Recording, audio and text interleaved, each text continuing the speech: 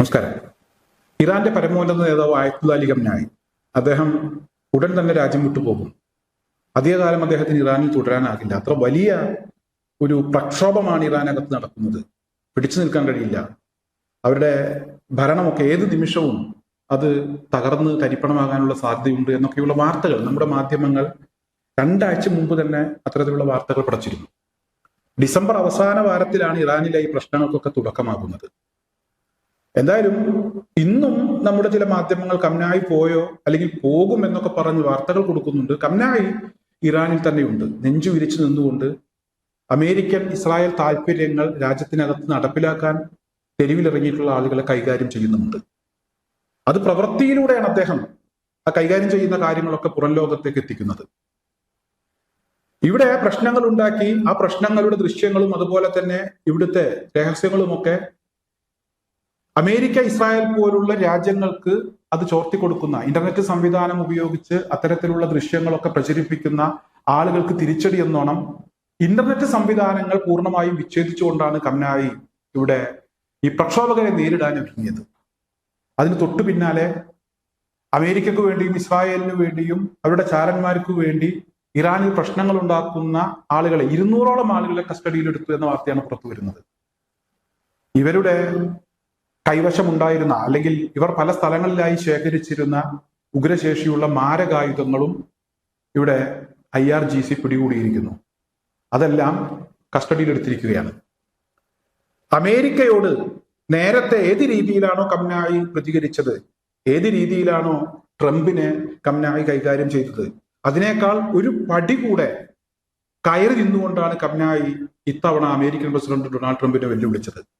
സാധാരണ ട്രംപ് എന്തെങ്കിലും പറയുമ്പോൾ അതിന് മറുപടി പറഞ്ഞ് അവസാനിപ്പിക്കാറുള്ള ഖംനായി ട്രംപിന്റെ ഭീഷണികളെ വകവച്ചില്ല എന്ന് മാത്രമല്ല, ട്രംപിന്റെ താല്പര്യങ്ങൾ നടപ്പിലാക്കാൻ വേണ്ടി ഇറാനിലെ തെരുവുകളിൽ പ്രശ്നങ്ങൾ സൃഷ്ടിക്കുന്ന ആളുകളെ നേരിട്ടിറങ്ങി, അതായത് ഖംനായി നിയന്ത്രിക്കുന്ന IRGC തന്നെ തെരുവിലിറങ്ങി അവരെ കൈകാര്യം ചെയ്തു, പിടികൂടി അവരെ ജയിലുകളിൽ അടച്ചു. എന്തായാലും അവരുടെ കാര്യം കട്ടപ്പുകയാണ്, അല്ലെങ്കിൽ കട്ടപ്പുകയാകും എന്ന കാര്യത്തിൽ ഒരു തർക്കവുമില്ല. ഇത് അമേരിക്കയെ വല്ലാതെ ചൊടിപ്പിച്ചിട്ടുണ്ട്. എന്നാൽ അമേരിക്ക കൂടുതൽ കളിക്കുകയാണെങ്കിൽ ഇസ്രായേലിനെ ഒന്ന് ആക്രമിക്കേണ്ട കാര്യത്തെക്കുറിച്ച് ഞങ്ങൾക്ക് കൃത്യമായ ഒരു തീരുമാനമെടുക്കേണ്ടി വരും എന്നുള്ള ഒരു നിലപാടിലാണ് ഇപ്പോൾ ഇറാൻ എത്തി നിൽക്കുന്നത്. ഇറാനെ സംബന്ധിച്ചിടത്തോളം അവരുടെ രാജ്യവും രാജ്യസ്നേഹവും ഒക്കെ അവർക്ക് വളരെ പ്രധാനപ്പെട്ടതാണ്. രാജ്യസ്നേഹം എന്താണ് എന്ന് പഠിപ്പിക്കാൻ അമേരിക്ക ഇങ്ങോട്ട് വരേണ്ടതില്ല, ഇസ്രായേൽ ഇങ്ങോട്ട് വരേണ്ടതില്ല. അതിനവർക്ക് വല്ലാതെ തിടുക്കമുണ്ടെങ്കിൽ ഞങ്ങൾക്ക് ചില പദ്ധതികളുണ്ട്, ആ പദ്ധതികൾ ഞങ്ങൾ നടപ്പിലാക്കും എന്ന് പറഞ്ഞ് കുറച്ചുകൂടെ ശക്തമായ ഒരു മുന്നേറ്റം ഇറാൻ ഇപ്പോൾ നടത്തിയിരിക്കുകയാണ്. എന്തായാലും ചില ആളുകളൊക്കെ വല്ലാതെ ആഹ്ലാദം പങ്കുവെക്കുന്നുണ്ട്. ഇറാനിൽ ഇപ്പോൾ നടക്കുന്ന വിഷയങ്ങൾ ഉടൻ തന്നെ ഖംനായി വീഴും, ഇറാൻ ഭരണകൂടം അത് തകർന്ന് തരിപ്പണമാകും, അമേരിക്കയുടെയും ഇസ്രായേലിന്റെയും താല്പര്യങ്ങൾ സംരക്ഷിക്കുന്ന ഒരു ഭരണ സംവിധാനം ഇറാനിൽ നിലവിൽ വരും എന്നൊക്കെ പറഞ്ഞാണ് ചില ആളുകൾ വല്ലാതെ ആഹ്ലാദിക്കുന്നത്. എന്തായാലും അതൊക്കെ സ്വപ്നം മാത്രമാണ്, അതൊന്നും നടക്കാൻ പോകുന്നില്ല. അമേരിക്കയെ സംബന്ധിച്ചിടത്തോളം അല്ലെങ്കിൽ ഇസ്രായേലിനെ സംബന്ധിച്ചിടത്തോളം ഈ കെടാൻ പോകുന്ന വിളക്ക് ആളിക്കത്തും എന്ന് പറഞ്ഞൊരു അവസ്ഥയിലാണ് അവരിപ്പോൾ ഉള്ളത്. എന്തായാലും ഇന്ന് അന്താരാഷ്ട്ര മാധ്യമങ്ങൾ ഇറാനിൽ ഇപ്പോൾ നിലനിൽക്കുന്ന സംഘർഷങ്ങളുമായി ബന്ധപ്പെട്ട് യഥാർത്ഥത്തിൽ പുറത്തു വരുന്ന വിവരങ്ങളെല്ലാം നടപ്പിൽ അവിടെ നടന്നുകൊണ്ടിരിക്കുന്നത് എന്ന കാര്യം വളരെ വ്യക്തമായി പറയുകയാണ്. യഥാർത്ഥത്തിൽ അവിടെ നടക്കുന്ന കാര്യങ്ങൾ പുറം ലോകം അറിയാതിരിക്കുന്നതിന് വേണ്ടിയുള്ള എല്ലാ മുന്നൊരുക്കങ്ങളും ഇറാൻ സ്വീകരിച്ചു.